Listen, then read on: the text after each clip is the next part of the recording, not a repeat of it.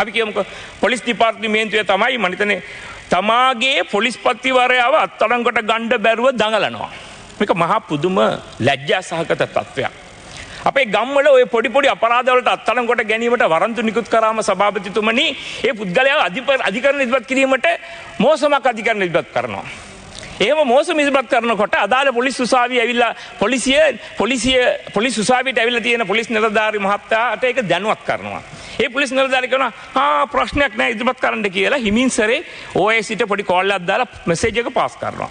ඊට පස්සේ සැකකරු අධිකරණය ඇතුළට එනකොටම අල්ලලා වරන්තුව පිට සිටි සැකකරුව සෑහෙන්න මහන්සි වෙලා අල්ලගත්තා කියලා අධිකරණයට කරුණු දක්වනවා. අපදීමකට විරුද්ධ වෙනවා.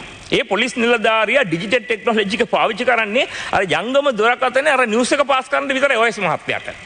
දැන් බලන්නකෝ අපේ වැඩ නොබලන පොලිස් මුතිතුමාව අත්අඩංගුවට ගැනීමට වළක්වා ගන්න නියෝගයක් ඉල්ලලා අධිකරණයට අභියාචනයක් ඉදිරිපත් කරලා තියෙනවා. අභියාචන ඉල්ලීමක්. අභියාචන අධිකරණය රිට් ඉල්ලීමක්. අභියාචන අධිකරණයට රිට් ඉල්ලීමක් ඉදිරිපත් කරන්නට සභාපතිතුමනි දිවුරුම් ප්‍රකාශයක් ලබා දෙන්න ඕනේ. ඒ දිවුරුම් ප්‍රකාශය සාම විනිශ්චයකාරතුමා ඉදිරිපිට තමයි ලබා දෙන්නේ. දැන් මේ ලේඛන ඔක්කොම අධිකරණේ තියෙනවා. පොඩ්ඩක් හොයලා බැලුවා නම් ඔය සාම විනිශ්චයකාරතුමාගේ නම මේ වෙට්ටු දාන පොලිස්පතිතුමා අල්ල ගන්න පුළුවන්. එයාගේ ඉස්සරහ ගිහලා නත්සන් කරලා ඇත්ති. පොඩ්ඩක් මේවා ගැන කල්පනා වෙන්න ඕනේ. මම දන්නේ මොනවා වෙලාද දන්නේ අපේ අපරාධ පරීක්ෂණ දෙපාර්තමේන්තුවල. වරන්දුව පිට ඉන්න පොලිස්පතිව අපි අල්ලන්න බෑ. මහමොලකරු අල්ලන්න බෑ. මහමොලකාරියව අල්ලන්න බෑ. ජනපති මන්ත්‍රේ නැවත ගන්න බෑ. හැංගිලා ඉන්න මහා බැංකු හොරුන් අල්ලන්න බෑ. පොලිසිය තුළ ඉන්න සැකකරුවන් මරපු පුද්ගලයන් අල්ලන්න බෑ. ඉතින් වෙලාවකට හිතනවා මේ එකකටවත් උදව් නොවන ඩිජිටල් ටෙක්නොලොජි මොනස් අනෙක් ශ්‍රේෂ්ඨ වලට ඕනමද කියලා. මට මේ පොඩි කතාවක් මතක් වුණා. පොඩි ප්‍රස්තාව පිරුණා.